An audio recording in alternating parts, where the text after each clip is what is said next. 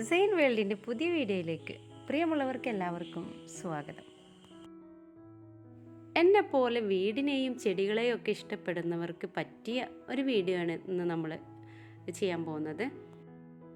എനിക്കൊക്കെ ഒരുപാട് ആഗ്രഹിച്ചിട്ടാണ് ഒരു വീട് സ്വന്തമായിട്ടുള്ളത് കേട്ടോ. എൻ്റെ മോഹങ്ങളുടെ പട്ടികയിൽ ഏറ്റവും മുൻപന്തിയിൽ നിന്നിരുന്ന ഒരു ആഗ്രഹം തന്നെയായിരുന്നു ഒരു വീട് എന്നുള്ളത്. അത് സാക്ഷാത്കരിച്ചപ്പോൾ ഉണ്ടായ സന്തോഷവും അതിനോടുള്ളൊരു കടപ്പാടുമൊക്കെ ഇപ്പോഴും നിലനിർത്തി കൊണ്ടെടുക്കുന്ന ഒരാളാണ് ഞാൻ. ഏതൊരു കാര്യവും ആഗ്രഹിച്ചിട്ട് നമുക്ക് കിട്ടുമ്പോൾ നമുക്കതിനോട് വല്ലാത്തൊരു അറ്റാച്ച്മെൻ്റ് ആയിരിക്കും. അതുപോലെ എനിക്ക് ഏറ്റവും അറ്റാച്ച്മെൻ്റ് ഉള്ളത് എൻ്റെ വീടിനോട് തന്നെയാണ്. അതുകൊണ്ട് തന്നെയാണ് വീട് ക്ലീൻ ചെയ്താലും ഭംഗിയാക്കിയാലും എനിക്ക് മതിയാകാത്തത്. ഇന്ന് നമ്മൾ എൻ്റെ വരാന്തയുടെ ഡീപ്പ് ക്ലീനിങ് ചെയ്ത ഒരു വീഡിയോ ആണ് കാണിക്കാൻ പോകുന്നത്. വരാന്തയിലെ പ്ലാന്റുകളും മറ്റുമൊക്കെ ആയിട്ട് നമുക്കൊന്ന് കണ്ടു നോക്കാം. ഏതൊരു ഭാഗവും ഡീപ്പായിട്ട് ക്ലീൻ ചെയ്യുമ്പോൾ നല്ല വൃത്തിയായിരിക്കും കേട്ടോ. മുക്കും മൂലയൊക്കെ നമ്മൾ ഫ്രഷാക്കി നല്ലവണ്ണം വെള്ളമൊക്കെ അടിച്ച് കഴുകി വൃത്തിയാക്കിയിട്ടുണ്ട്. അതുകൊണ്ട് തന്നെ ഇന്ന് നല്ലൊരു ഫ്രഷായിട്ടാണ് വരാന്ത കിടക്കുന്നത്. വരാന്തയിലെ ചുമര് ടൈലിട്ട കാരണം കൊണ്ട് തന്നെ നമുക്ക് നല്ലവണ്ണം സോപ്പൊക്കെ ഇട്ട് കഴുകിയെടുക്കാൻ പറ്റും. അതും വെളുത്ത ടൈലാണ് ഞാൻ ഇട്ടിട്ടുള്ളത്. പിന്നെയുള്ളത് ഈ ഒരു ഭാഗമാണ്. ഇവിടെയും നന്നായി കഴുകി നീറ്റാക്കിയിട്ടുണ്ട്. ആദ്യം വരാന്തയിലുള്ള ചെടികളൊക്കെ നമ്മൾ പുറത്തേക്ക് എടുത്ത് മാറ്റിയതിന് ശേഷമാണ് കേട്ടോ കഴുകി വൃത്തിയാക്കിയത്. ഇതുപോലെയുള്ള സ്റ്റാൻഡുകളിൽ ചെടികൾ സെറ്റ് ചെയ്യുമ്പോൾ നമ്മൾ ഒരുപാട് കാര്യം ശ്രദ്ധിക്കാനുണ്ട്. ഈ ഒരു സ്റ്റാൻഡ് നമ്മൾ അലൂമിനിയം ഫാബ്രിക്കേഷൻ കൊണ്ടാണ് കേട്ടോ ചെയ്തിട്ടുള്ളത്. അതുകൊണ്ട് തന്നെ ഇത് തുരുമ്പ് പിടിക്കുന്ന പേടിയൊന്നുമില്ല.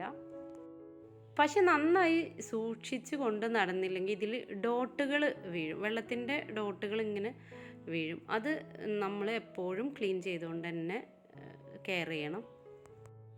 പിന്നെ നമ്മൾ ചെയ്തത് ചെടികളുടെ ഇലകളൊക്കെ തുടച്ച് വൃത്തിയാക്കിയിട്ടുണ്ട്.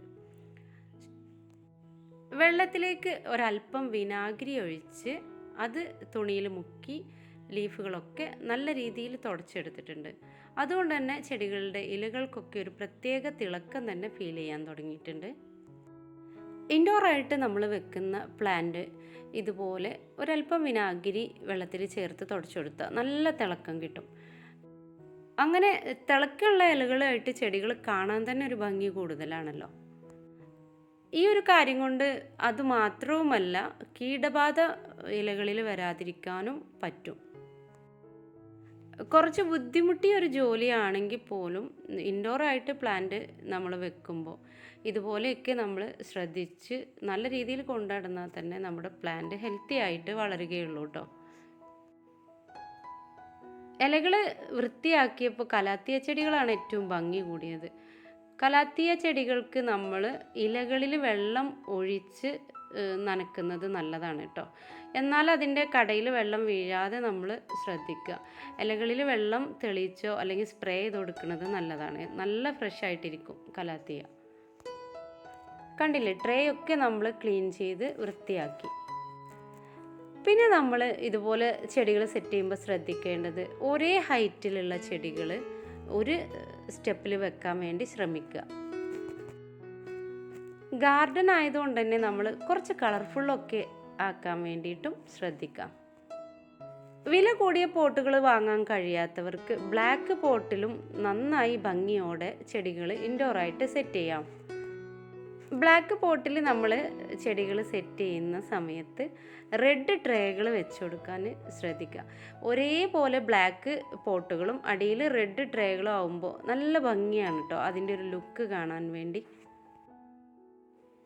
ഇൻഡോറായിട്ട് വെച്ച ചെടികളൊക്കെ നമുക്ക് സ്പ്രേ ചെയ്ത് വാട്ടറിങ് ആണ് നല്ലത്. അതാകുമ്പോൾ അതിൻ്റെ ലീഫുകളൊക്കെ നല്ല ഫ്രഷായിട്ട് എല്ലാ ഭാഗത്തും വെള്ളം നനയും.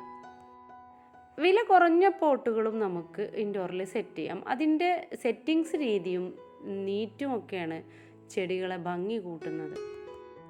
വരാന്തയുടെ ഒരു ഭാഗത്ത് ഞാൻ ഇതുപോലെ ലിപ്സ്റ്റിക് പ്ലാന്റും പിന്നെ ഈ ഒരു പ്ലാന്റ് മുമ്പത്തെ വീഡിയോയിലൊക്കെ ഞാൻ കാണിച്ചിട്ടുണ്ടായിരുന്നു. എനിക്ക് നല്ല ഇഷ്ടമായൊരു ഹാങ്ങിങ് പ്ലാന്റാണ്, അതും സെറ്റ് ചെയ്തിട്ടുണ്ട്. പിന്നെ വലതുവശത്തായിട്ട് ഇങ്ങനെ ഒരു ഇരിപ്പിടവും സെറ്റ് ചെയ്തിട്ടുണ്ട് കേട്ടോ. മുമ്പ് ഞാൻ ഈ വരാന്തയിൽ ഗ്രീൻ കളർ മാറ്റ് വിരിച്ചിരുന്നു. ഇപ്പോൾ അത് തൽക്കാലം മാറ്റി ഈ ഒരു രീതിയിലാണ് സെറ്റ് ചെയ്തിട്ടുള്ളത്. വീടിൻ്റെ എല്ലാ ഭാഗവും ഇടയ്ക്കിടയ്ക്ക് സെറ്റിങ്സ് മാറ്റുന്നത് എൻ്റെ ഒരു ഹോബിയാണ്. എനിക്ക് ഏത് സമയത്തും ഒരേ രീതിയിൽ കാണുന്നത് എനിക്കിഷ്ടമല്ല. വരാന്തയുടെ 2 ഭാഗത്തും 2 തരം ഇരിപ്പിടങ്ങൾ നമ്മൾ തയ്യാറാക്കിയിട്ടുണ്ട്. ഒന്ന് ഇതുപോലെ ഇരിക്കാനും പിന്നെ ഒന്ന് കിടന്ന് നമുക്ക് യൂസ് ചെയ്യാനും പറ്റിയ രീതിയിലാണ് സെറ്റ് ചെയ്തിട്ടുള്ളത്. 3 സ്റ്റെപ്പ് സ്റ്റാൻഡും ഏറ്റവും അടിഭാഗത്തും നമ്മൾ പ്ലാന്റ് സെറ്റ് ചെയ്തിട്ടുണ്ട്. പിന്നെ ഏറ്റവും മുകളിലായിട്ട് നമ്മൾ ഇതുപോലെ ഹാങ്ങിങ് പ്ലാന്റുകളും സെറ്റ് ചെയ്തിട്ടുണ്ട്. കുഞ്ഞു കുഞ്ഞു ചെടികളാണ് കേട്ടോ ഇതിലെല്ലാം നമ്മൾ സെറ്റ് ചെയ്തിട്ടുള്ളത്. അഗ്ലോണിമയൊക്കെ വലുതാവുന്ന സമയത്ത് ഇവിടെ നിന്നും ഞാനത് മറ്റു പോട്ടുകളിലേക്ക് മാറ്റാറുണ്ട്.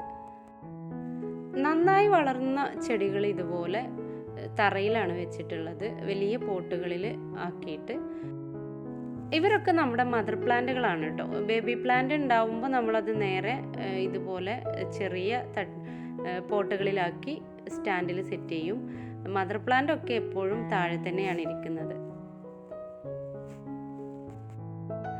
അങ്ങനെ വരാന്തയുടെ ഡീപ്പ് ക്ലീനിങ് കഴിഞ്ഞ ദിവസമാണ് ഇന്ന് നേരത്തെ എണീറ്റിട്ടുണ്ടായിരുന്നു. അതുകൊണ്ട് തന്നെ ക്ലീനിങ് ഒക്കെ നേരത്തെ കഴിഞ്ഞു.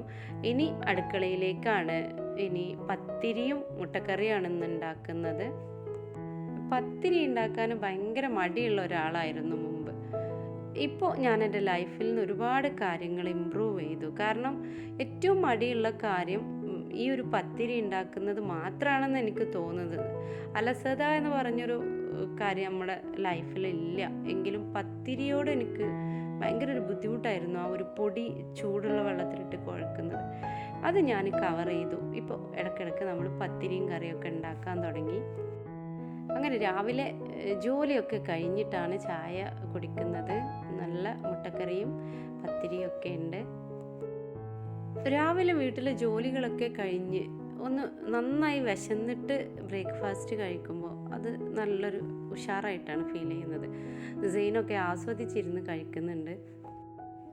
എന്തായാലും വരാന്തയുടെ ക്ലീനിങ്ങും മറ്റുള്ള കാര്യങ്ങളും ഒക്കെയായി ഇന്നത്തെ വീഡിയോ നിങ്ങൾക്ക് എല്ലാവർക്കും ഇഷ്ടമായിട്ടുണ്ടാവും എന്നാണ് എൻ്റെ വിശ്വാസം. ഇഷ്ടമായിട്ടുണ്ടെങ്കിൽ നിങ്ങളെല്ലാവരും ലൈക്ക് ചെയ്യുക, നിങ്ങളുടെ ഫ്രണ്ട്സിനൊക്കെ ഒന്ന് ഷെയർ ചെയ്ത് കൊടുക്കുക, സപ്പോർട്ട് ചെയ്യാൻ പറയുക. അതുപോലെ തന്നെ സബ്സ്ക്രൈബ് ചെയ്യാതെയാണ് കാണുന്നതെങ്കിൽ ഒന്ന് സബ്സ്ക്രൈബ് ചെയ്യുക. തൊട്ടടുത്ത് ഒരു ബെല്ലൈക്കൺ ഉണ്ട്, അതിൽ ഓൾ എന്ന ഓപ്ഷൻ ക്ലിക്ക് ചെയ്യുകയും ചെയ്യുക. എന്നാലേ ഞാനിടുന്ന വീഡിയോസൊക്കെ നിങ്ങൾക്ക് നോട്ടിഫിക്കേഷനായിട്ട് ലഭിക്കുകയുള്ളൂ. പിന്നെ ഒരു കാര്യം പറയാനുള്ളത്, ഓൺലൈനായിട്ട് നിങ്ങൾക്ക് ആർക്കെങ്കിലും പ്ലാന്റ് ആവശ്യമുണ്ടെങ്കിൽ സ്ക്രീനിൽ കാണുന്ന നമ്പറിൽ വാട്സപ്പ് മുഖേന കോൺടാക്റ്റ് ചെയ്യുക.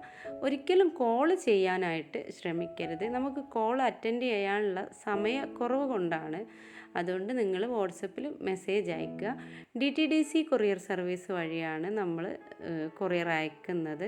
2 ഡേയ്സിനുള്ളിലാണ് കൊറിയർ നിങ്ങളെ കയ്യിലെത്തുന്നത്. ഹോം ഡെലിവറി അല്ല. ഇതൊക്കെ പ്രത്യേകം ഓർമ്മിപ്പിക്കുന്നു. ഇതുവരെ വീഡിയോ കണ്ടു നിന്ന് പ്രിയമുള്ളവർക്ക് എല്ലാവർക്കും നന്ദി, നമസ്കാരം.